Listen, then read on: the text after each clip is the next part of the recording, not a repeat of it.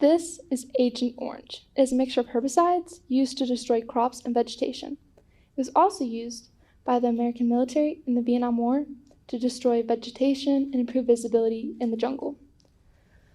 In recent years, studies by the Veterans Affairs, also known as the VA, have shown that the widespread chemical defoliant, Agent Orange, is responsible for 15 medical conditions commonly found in Vietnam War veterans.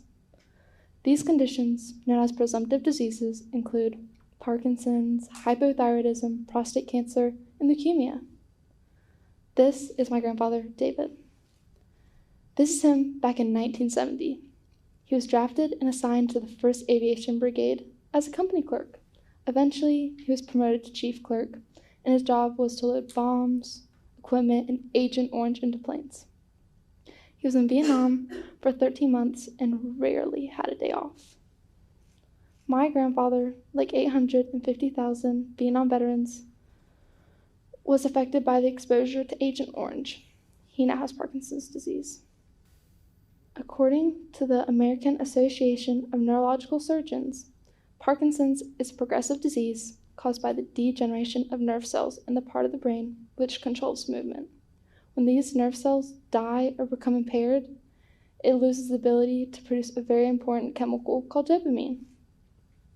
My grandfather started exhibiting signs about 8 years ago.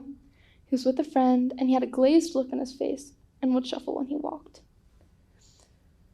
Those are 2 early common signs of Parkinson's. The past 2 years, his Parkinson's has progressively become more noticeable and impactful on his daily life. This year has been a big year of change for him, all due to a struggle with Parkinson's. The weird thing about Parkinson's is you can either have good days or bad days. On bad days, he has a harder time eating, walking, and even putting on his clothes. He sleep suffers, which makes him have a harder time thinking. He now gets help with all his medicine management. He has some special equipment that he uses in his daily life, like a weighted spoon to make his muscles focus, a rollator, which is a special type of walker, to tell his body to move, and he goes to physical therapy and occupational therapy a few times a week to strengthen his muscles. With someone who has Parkinson's, it is important to move your body, so he walks around his facility a lot. I'm so grateful that my grandfather is in a place that can take care of him and has the support, medication, and therapy he needs. But the sad truth is not everyone is in the same situation as him and has the same opportunities and resources that he has. If you know someone that was in the Vietnam War and was exposed to Agent Orange and is now suffering from any of the many diseases linked to this chemical, then please connect with the organizations and agencies who are formed to help and advocate for these victims.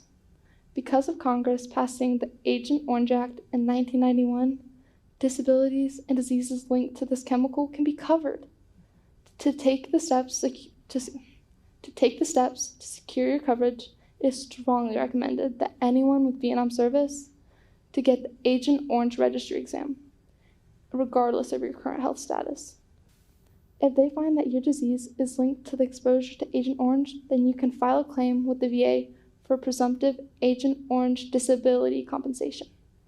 My grandfather is a great man, and I'm proud of his service in the military. But my heart breaks for him and his fellow soldiers who are still suffering the effects, both emotionally and physically, of that war. I hope that sharing his story and the story of hundreds of thousands raises awareness and garners more support. Our veterans took care of us, so now it's our turn to take care of them. Thank you.